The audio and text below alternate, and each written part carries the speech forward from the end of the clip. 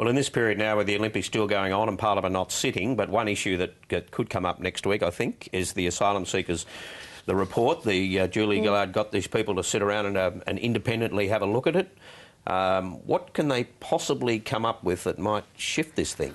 Well, it's difficult to see. I mean, there are the same suite of policies there that have been there for a long time, and the same deadlock between all of the political parties that was there so spectacularly at the end of the last parliamentary session. And over the 5-week break, nothing the politicians have been saying has changed at all, but more than 2,000 people have arrived on boats almost daily, sometimes twice a day. In that 5-week period? In that 5-week period. So it's an untenable situation. The deadlock, there's no clear way that the deadlock can break. The only thing I think the expert panel could do is provide such a convincing case in favour of one suite of measures or another that maybe, you know, either the Coalition or the Greens could be persuaded to change their mind. But given everything that they're saying, that would seem extremely unlikely. And that leaves the government with this entirely unpalatable choice of sticking with an untenable non-decision or going to one or other option that they think is against the best interests of the nation and against their policy advice. Whatever the experts come up with, they'll have to do something, won't they? Exactly. So I think they have to act, and so they'll be other in a than just sticking with their own policy. Well, they can't implement their own policy. No, so what they're sticking with is a non-policy, is a default policy that nobody thinks is tenable. So if neither of the other parties budge, they're going to have to actually go for a policy they think isn't the right one. And Mike, there's no indication that the Greens are about to budge on this? No, I don't think so, and I would have to say I doubt that, you know, Tony Abbott's going to budge on this one either.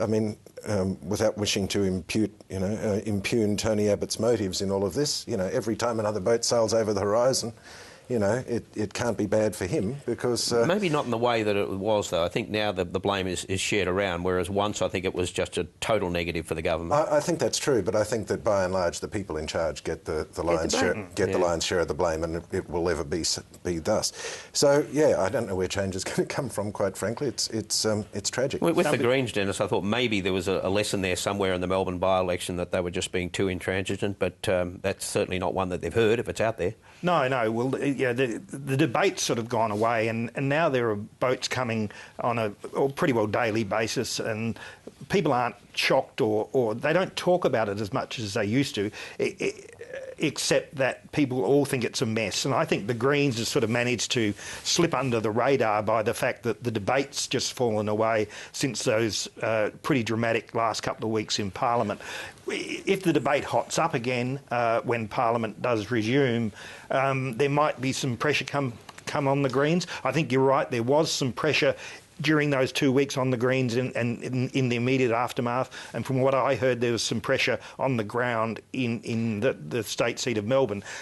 For that to spark up again, the Greens might feel a bit of pressure, but I can't get the sense that they are going to budge from their staunch opposition to any sort of offshore process. I get the same sense about their position, but what you're saying about the by-election, I think during the break one thing they have done quite successfully is, as submissions have gone into the expert panel supportive of their point of view, and there have been quite a few, not just from refugee advocates, but from, you know, the Law Council and other people, they have been, you know, pushing those submissions showing that there is third-party opinion that supports them, even though both major parties have a contrary view. So they seem to me to be laying the groundwork for sticking to their guns. Yeah, and at the same time, the government is terrified of even talking about the issue. So, you know... So they just run deaf. Yeah, they just put out press releases saying another boat. So the Greens are actually, in a way, the ones closest to having their policy ambitions fulfilled from the status, by default, from the status quo. And even though it's not working, they're quite happy about it.